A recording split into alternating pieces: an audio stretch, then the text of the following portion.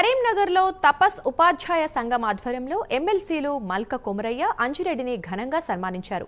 ఈ కార్యక్రమానికి ముఖ్య అతిథిగా కేంద్ర హోంశాఖ సహాయ మంత్రి బండి సంజయ్ హాజరయ్యారు. లిక్కర్ దొంగలంతా ఒక చోట సమావేశమై డీలిమిటేషన్ పేరుతో డ్రామాలాడుతున్నారని బండి సంజయ్ విమర్శించారు. బీఆర్ఎస్ పాలనతో తెలంగాణ అప్పుల పాలైందని అన్నారు.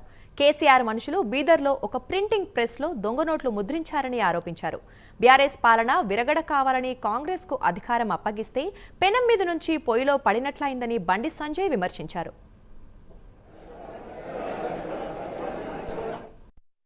సంవత్సరాలు ఒక కుటుంబ పాలన, ఒక అవినీతి పాలన, ఒక మూర్ఖత్వ పాలనతో తెలంగాణ మొత్తం సర్వనాశనం అయిపోయింది. ధనిక రాష్ట్రం అప్పుల పాలైంది, కానీ ఒక కుటుంబం మాత్రం ధనికులు అయిపోయిన వాళ్ళు. మామూలు పాస్పోర్ట్ దందా చేసి, దొంగ నోట్ల దందా చేసే కుటుంబం ఇలా వేల కోట్లు సంపాదించింది.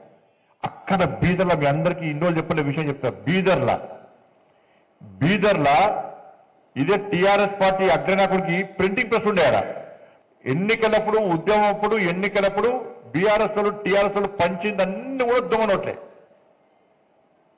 మరి ఆ నోట్లు అప్పుడు ఎట్లా వెళ్ళిన, అప్పుడు దొంగ నోట్ల మనకు తెలియదు, కొత్త వాళ్ళకో పాత. వాళ్ళ ఎక్స్పర్ట్స్, మనం అంతా ఖర్చు పెట్టిన తీసుకున్నా కానీ పంచిన అన్ని దొంగ నోట్లే.